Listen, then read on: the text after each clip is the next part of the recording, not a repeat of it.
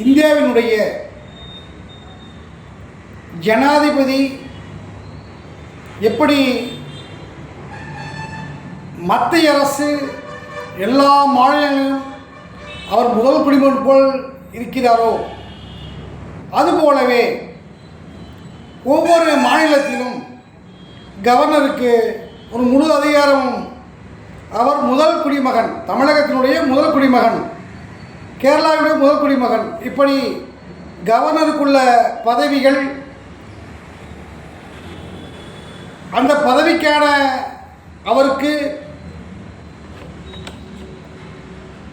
இந்தியாவை சேர்ந்தவராக இருக்க வேண்டும். அவருடைய வயது வரம்பு 35 வயதிற்கு மிக்கவராக இருக்க வேண்டும். இதனுடைய பதவிக்காலம் 5 ஆண்டுகள். இது மத்திய மாநில அரசுகளுக்கு ஒரு இணைப்பு பலமாக செயல்பட வேண்டும்.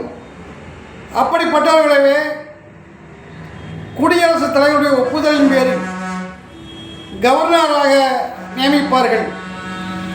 இது இவருக்கான பொறுப்பு, பதவி. இவர் ஒரு அரசியல் நிகழ்வின் போது எந்த வெற்றி வேட்பாளராக எந்த அமைச்சரவை உருவாகிறதோ அந்த கட்சியினுடைய எம்எல்ஏக்களையும் அமைச்சர்கள் ஆக்குவதும் முதலமைச்சர் ஆக்குவதும் என்று வழிமொழிவதற்குடைய முக்கியமான கோரிக்கை உள்ள விஷயமாக கருதலாம். ஏனென்று கேட்கும் பொழுது அவருக்கு சட்டமன்றத்தை கூட்டவும் ஒத்திவைக்கவும் சட்டமன்றங்களில் ஏற்படக்கூடிய மசோதாக்களை சட்டமன்ற விதிகளின்படி சட்டமாக மாறுவதற்கு அவருடைய கையொப்பம் வேண்டும் எனவும் நிதி ஆதாரத்தை பயன்படுத்தும் பொழுது ஆளுநருடைய முன் அனுமதியுடன் பண பரிவர்த்தனை மணி பில் பாஸ் செய்ய வேண்டும் என்றும் இவருக்கான ஒரு நிகழ்வாக கருதுகின்றோம்.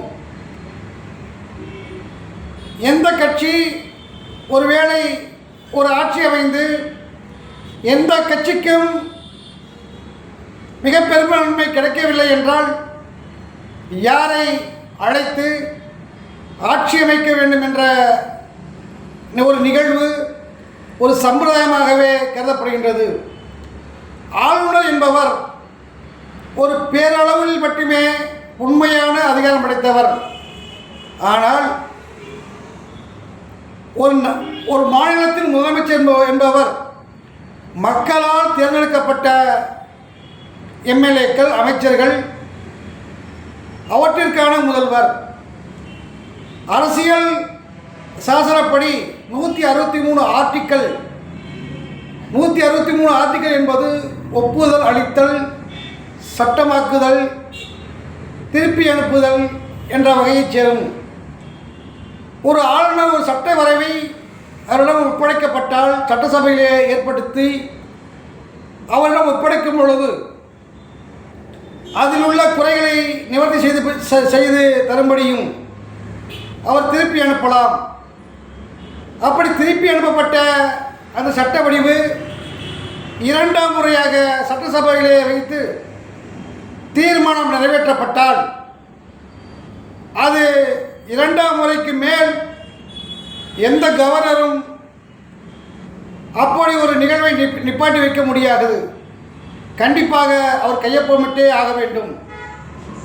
அது மட்டுமல்லாது மிக முக்கிய சட்டங்களை குடியரசுத் தலைவருக்கு பார்வைக்கு அனுப்பலாம். அப்படிப்பட்ட ஒரு மிகப்பெரிய ஒரு அடையாளமாக இருக்க வேண்டிய குடியரசுத் தலைவர் ஒரு மத்திய அரசினுடைய ஒரு தேர்தல் பிரிவு அதிகாரியைப் போல் செயல்படுவது என்பது ஒரு தவறான பார்வைக்கு உட்பட்டது. அதுபோல குடியரசுத் தலைவருடைய மிக முக்கியமான கருத்து, ஒரு மாநில கட்சியில் ஒரு மாநில ஆட்சி நடைபெற்றுக் கொண்டிருக்கும் பொழுது சட்டம் ஒழுங்கு சீரழிவு ஏற்பட்டால் குடியரசுத் தலைவருக்கு அவர் பரிந்துரை செய்யலாம். ஒருவேளை குடியரசுத் தலைவர் பரிந்துரை செய்யப்பட்டவற்றை சீராய்வு செய்து 356 சட்டத்தை பயன்படுத்தலாம். அப்படி சட்ட வடிவு 356 கொடுக்கும் பொழுது ஒரு மாநில முதலமைச்சருடைய அதிகாரத்திற்கு உட்பட்டு அங்கே அவரை நேரடியாக ஆட்சி செய்ய முறையக்கூடிய முறை, இப்படியெல்லாம் கவர்னருடைய அதிகாரம் மிகப்பெரிய வானளாவிய அதிகாரமாக இருந்த போதிலும், அது மட்டுமல்லாது பல்கலைக்கழகங்களிலே வேந்தர்களை நியமிப்பது, தேர்வாணையத்தை வழிநடத்துவது, இப்படி மிகப்பெரிய அதிகாரம் படைத்த இந்த ஆளுமைகள் இப்பொழுது மத்திய அரசினுடைய கைப்பாவைகளாக செயல்பட்டு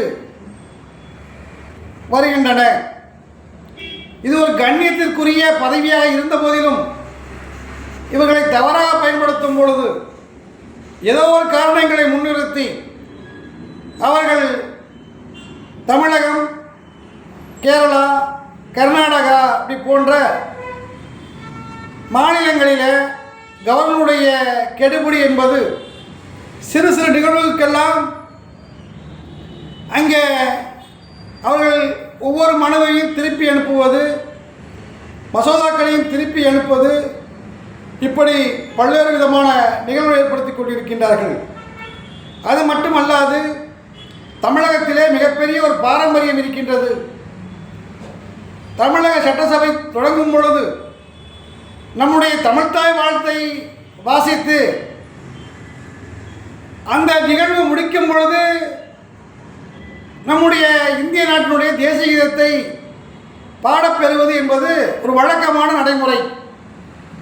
இந்த நிகழ்வுகளெல்லாம் மாற்றி நம்முடைய கவர்னர் அவர்கள்